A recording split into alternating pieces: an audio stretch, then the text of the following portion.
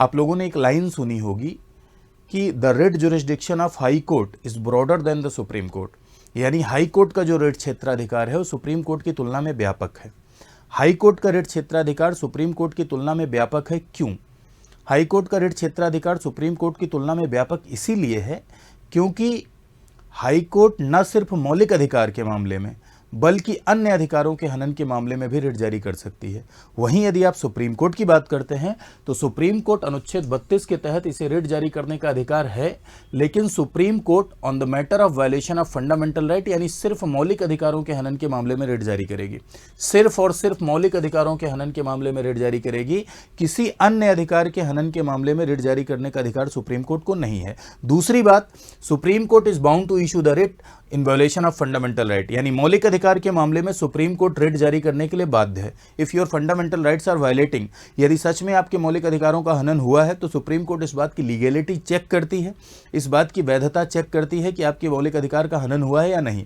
और आपके यदि मौलिक अधिकार का हनन हुआ है तो सुप्रीम कोर्ट रिट जारी करने के लिए क्या होती है? बाध्य होती है। क्यों बाध्य होती है? सवाल उठता है कि आखिर सुप्रीम कोर्ट रिट जारी करने के लिए बाध्य क्यों होती है?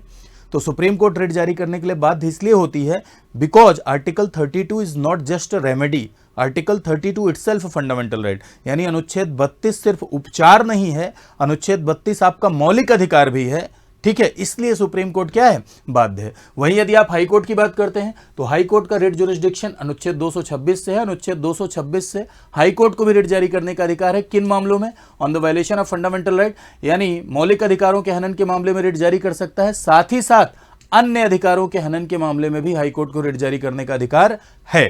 और हाई कोर्ट रिट जारी करने के लिए बाध्य नहीं है। हाई कोर्ट कोई दूसरी रेमेडी भी दे सकता है, दूसरा ऑर्डर भी दे सकता है, कोई दूसरा उपचार भी हाई कोर्ट सुझा सकता है। इसीलिए कहा जाता है कि हाई कोर्ट का क्षेत्राधिकार रिट के मामले में सुप्रीम कोर्ट की तुलना में व्यापक है।